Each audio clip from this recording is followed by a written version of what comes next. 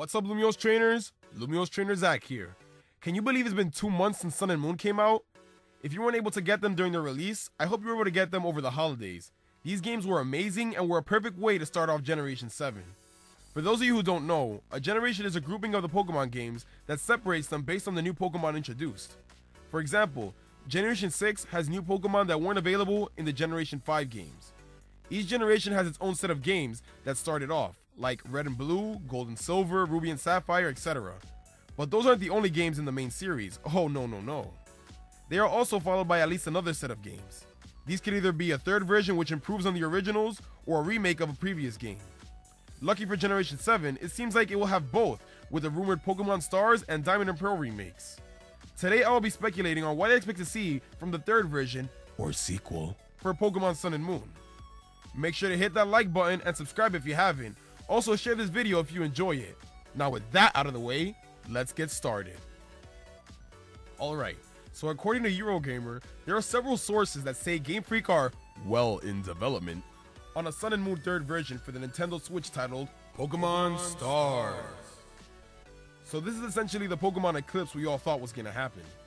Pokemon Stars might just be the codename, seeing as how in early last year, Sun and Moon went under the codename Pokemon Rainbow. But still, codename or not, Stars would actually make sense. Usually the game's title has some sort of reference to its mascot. Just look at other third versions. Yellow is a reference to Pikachu, Crystal is a reference to Suicune, Emerald is a reference to Rayquaza, and if you're wondering how Platinum is a reference to Giratina, well, part of Giratina's name comes from the word Purachina, which is the Japanese word for platinum. So there. Well, now that you know that, what could Stars be a reference to?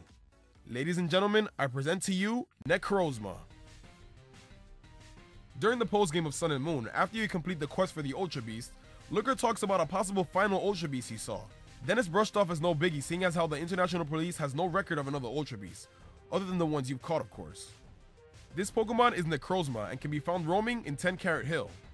Now, not much is known about this Pokemon other than the fact that it's been asleep underground for many years and that it looks like an Ultra Beast. Could this be the mascot legendary for Pokemon Stars? Yeah. What's interesting about Necrozma is its origin. Necrozma is based on the concept of prism and light refraction. This can be seen with the signature move Prismatic Laser.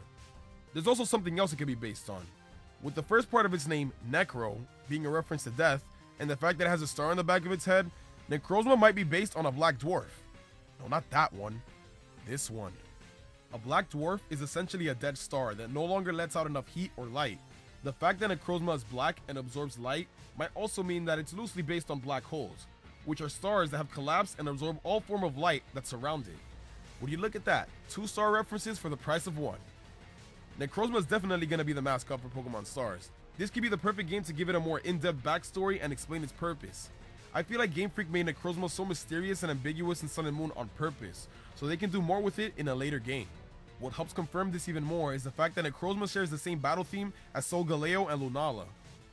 Correct me if I'm wrong, but I thought the special battle theme was only reserved for the title legendary because, you know, they play an important part of the story. Necrozma clearly doesn't. What would have made more sense is if it shared the Ultra Beast theme, seeing as how it was thought to be one. But nope, Solgaleo and Lunala theme. Why is that? Maybe because it has some sort of connection to them that will be explored in Pokemon Stars? Who knows? The same thing happened to Zygarde, which could only be found during the post-game of X and Y.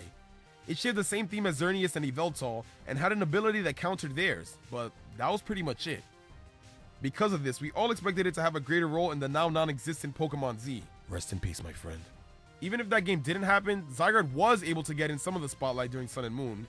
Granted, not as much as we've hoped, but I'll get into that in a later video. Okay, maybe Zygarde was a bad example. Oh, okay, I got it. Giratina. Giratina had nothing to do with the main story of Diamond and Pearl, and was randomly found during the post-game with no explanation of its origin or backstory. A lot like Necrozma.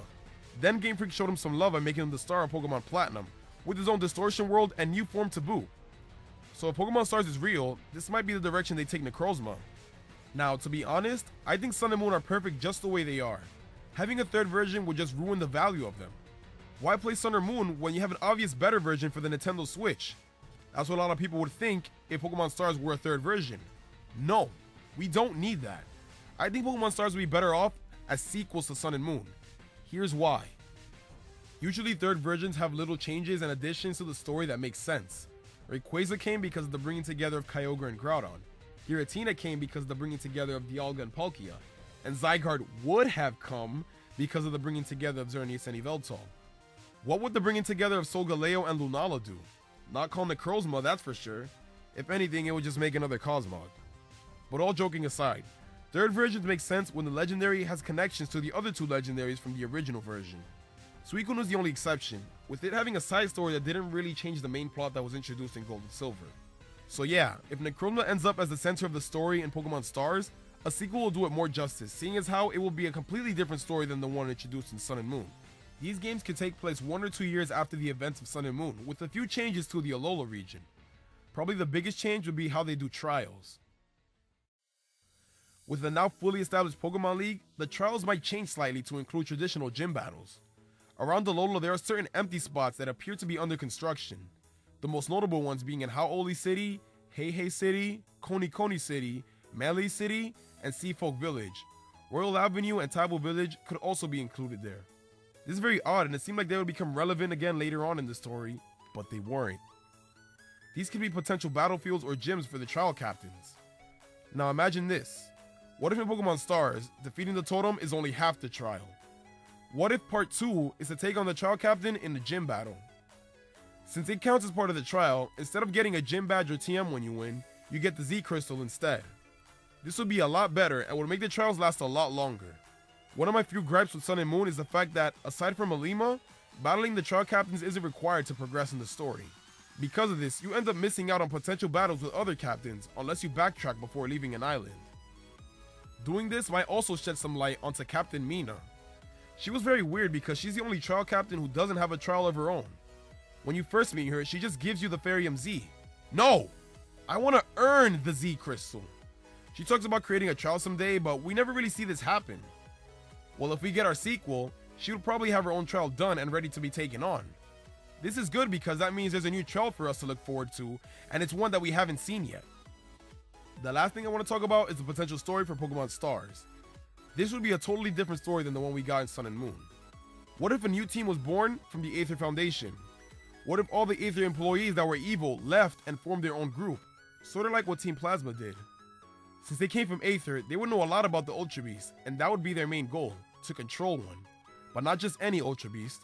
They would try to get their hands on Necrozma. This is how they can make Necrozma relevant to the story. It's always talked about how it looks like an Ultra Beast. Well, maybe that's because it actually is one? The reason it isn't identified as one is because Ultra Beasts have only been showing up for 10 years thanks to the Aether Foundation. In the Pokemon Sun Pokedex, it states that it is thought to have come from another world during ancient times. Maybe this is true. Necrozma could have been the first Ultra Beast to appear, but since it's been hiding underground for so many centuries, it's thought to have been from this world. Maybe to beat this evil team, you'll need the help of characters from previous games such as Gladion, the new president of the Aether Foundation, Hau, as the new Kahuna of Melee Melee now that Hala is an Elite Four member, Lily, now back from Kanto as a strong Pokemon trainer, and the player character, still as Alola's champion. That last one might be a stretch though, seeing as how player characters never really make a return, except for Red. Who knows? Maybe even Team Skull can return as good guys and help you out too. We did see them turn over a new leaf at the end of Sun and Moon, so maybe they want to help take out part of the problem they caused when they helped the Aether Foundation. That would be so cool. Okay, I think that's enough for today. There's a lot more I want to say, but for the sake of time, this is where I'm going to leave it at. Maybe I'll talk more about it in a future video. This video is purely speculation, so everything I'm saying might not happen. I just wanted you guys to know what I think about the whole Pokemon Stars thing and what I would like to see from it. I seriously think they should take some pointers from Black and White 2 and turn Stars into a sequel. It would take advantage of everything Sun and Moon has built and set up to become something awesome and fresh. But that's just my opinion. Let me know what you guys expect to see from Pokemon Stars. And if you think this video is it, then you are surely mistaken. Come back next week for part 2, where I'll be talking about what I think should happen in the potential Diamond and Pearl remakes. That should be fun, so you definitely want to be subscribed for that. Anyways, it's time for me to head out now, so last but not least, make sure you live your life to the fullest, and I'll see you all next time.